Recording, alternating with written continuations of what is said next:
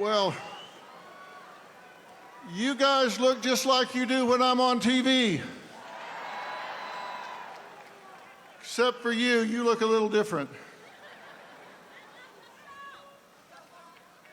Listen, I love you guys for caring enough about the United States of America to come out here tonight. Thank you so much for caring enough to come out here tonight. I have to tell you, I love this country.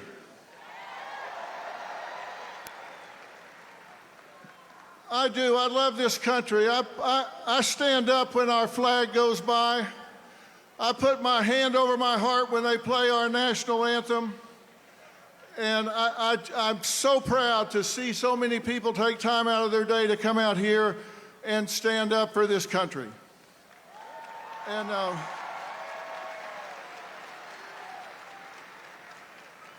And strangely enough, I'm not here just to stand up for Donald J. Trump.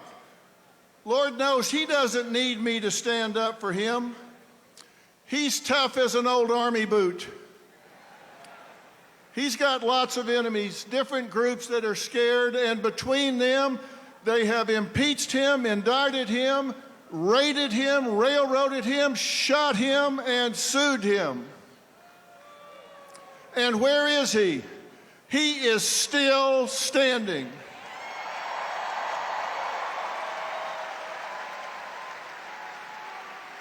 He just keeps on coming because he loves this country too. I can be honest and say, I can be honest because we have free speech in America. I can be honest and say I don't like or agree everything that Donald J. Trump does or says. I mean, come on. Nobody agrees with everything or likes everything somebody else says or does, right? No human is perfect. We don't strive for perfection, we strive for excellence. But you don't have to love everything about someone in order to love them. And the last thing he needs is some celebrity endorsement. What the hell do I know? I know I'm no celebrity to begin with. And celebrities don't know anything about policies or politics. So,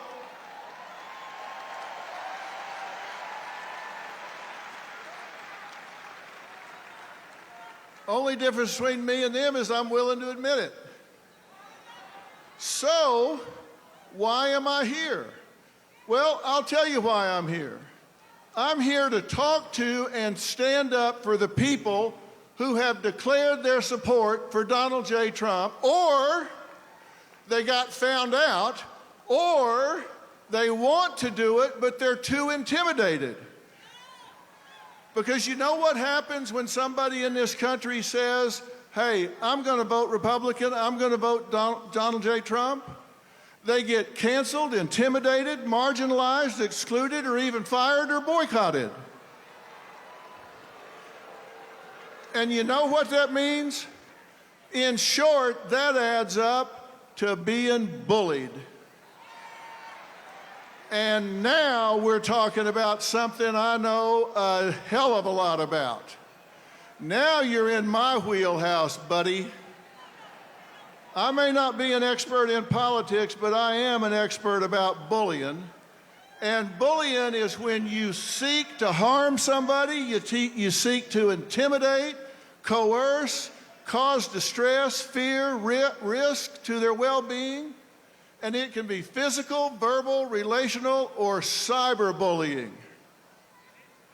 And it's always wrong. You said it, my friend. It is always wrong when you bully somebody. And that's what's going on. Now, let me tell you what the critics are going to say when they hear me talking about this. They're going to say, well, now, wait a minute. Come on. Isn't Trump a bully? And let me tell you why the answer to that question is no. Because to be a bully, there has to be an imbalance of power. And when there's not, it's just called a debate. And he's just better at it than anybody else.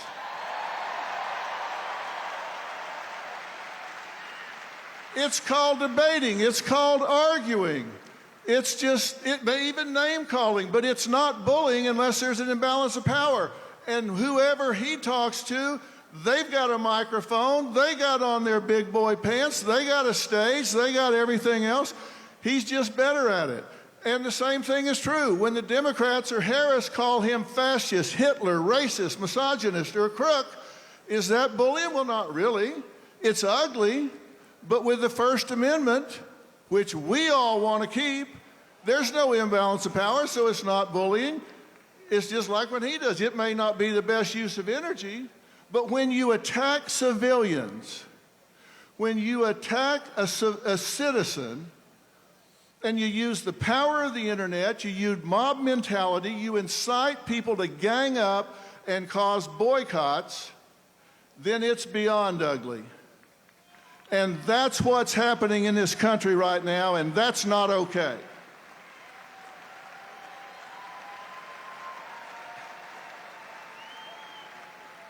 There is an imbalance of power there, and it's time that every one of us close ranks. We have to stop this now. It's time that we push back against cancel culture. It's time that we push back against intimidation tactics. And that is exactly the reason that I launched Merit Street Media, which, by the way, we didn't choose the name for that by random. Merit Street Media. This country was built on hard work, added value, and talent, not on equal outcome, not on DEI. This country was built on hard work, and it needs to continue to be built on hard work. And the legacy media has sold out. The legacy media has sold out. And I'll tell you, one night I was sitting at dinner with my wife, Robin, and I was complaining as we were flipping around and listening to the spin on what's supposedly news. And I said, damn, I'm tired of listening to all this media spin and everything. And without even looking up, she said, well, you are the media. Why don't you do something about it? She said, you got bigger ratings than the four of them combined. Why don't you do something about it? Well, as usual, she was right. And that's why I launched the new network, because we want people to think for themselves. You guys aren't dumb. You don't need to be told what to think. You just need the facts. And you're here because you have the facts, right? You're here because you recognize when legacy media edits answers and gives you what they want you to hear instead of the truth. And when they start editing their candidates' answers, they've lost their moral compass. They've lost their way.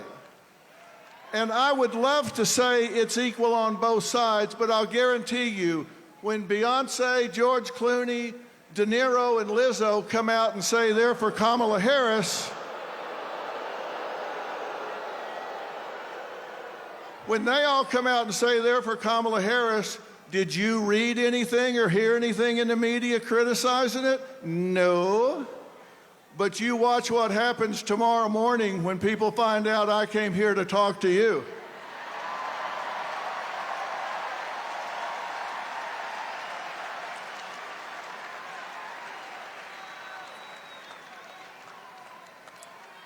You say this in Hollywood and all of a sudden you ain't got a job. The problem is I don't need one.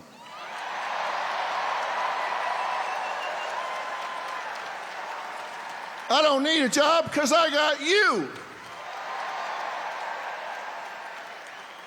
And I've got a question for all of us. Have we lost our minds? We have the First Amendment in America where our government has said we will pass no laws to infringe on our freedoms for religion and speech. So that's the law, but we're muzzling each other. What is going on? We have a law that protects free speech, so we start taking it away from each other? Are you kidding me? We can't allow that to happen. We cannot encourage it. And let me tell you something about bullying. Bullies are bad, right? Let me tell you what else is bad. Bystanders. If you are a bystander, if you are watching somebody get picked on, if you're watching somebody get bullied, and you don't do anything about it, you're just as guilty as the bully that's doing the bullying. Am I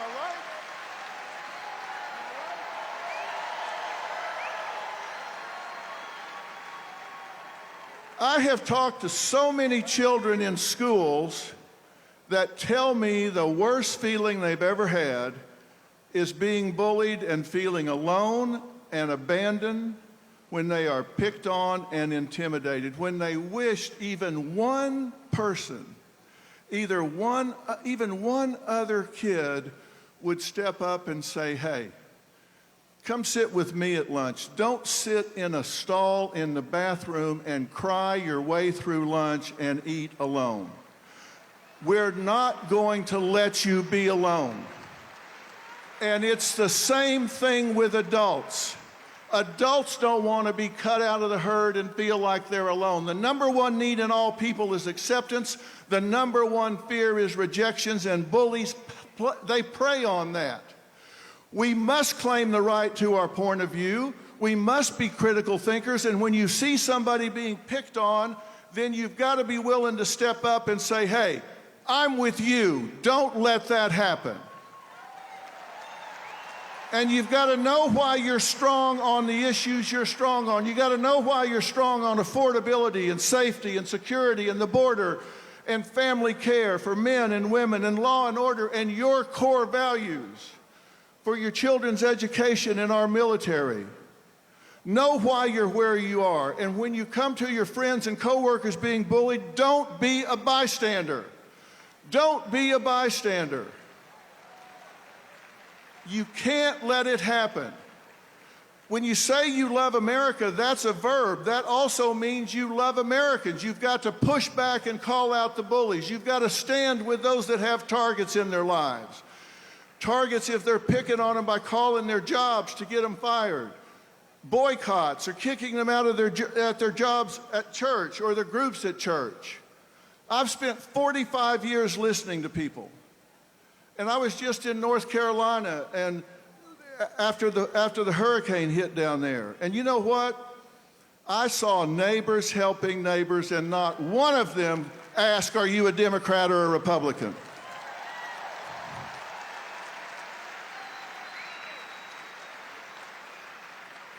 I saw neighbors helping neighbors, and we need to unify this country.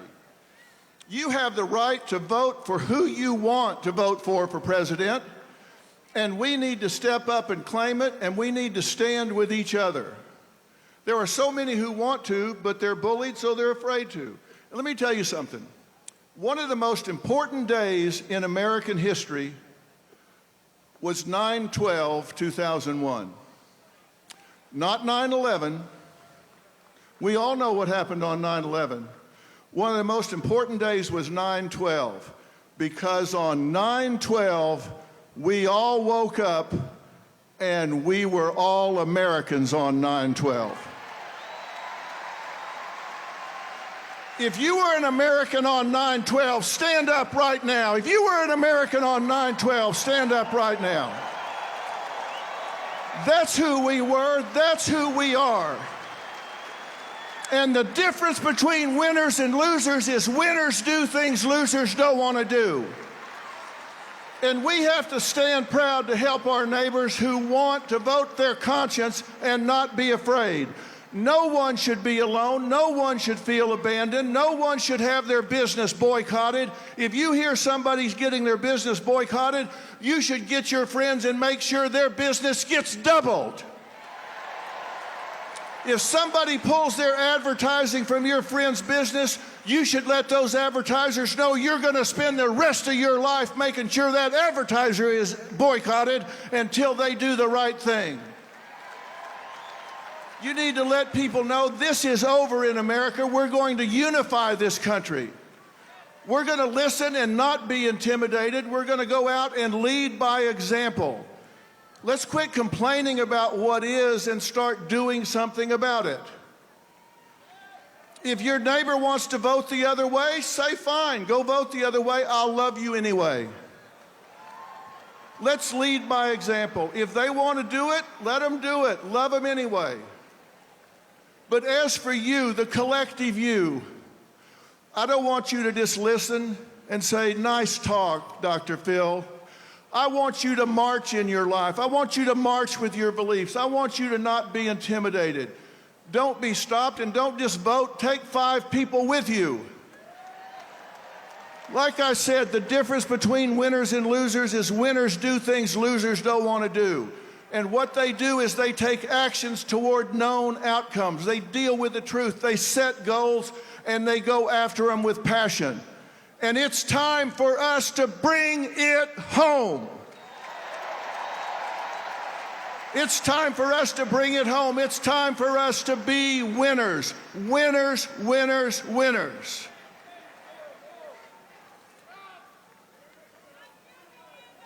I started by telling you I love this country. I'll finish by telling you I love this country, and I love you for loving this country. God bless you, and God bless the United States of America.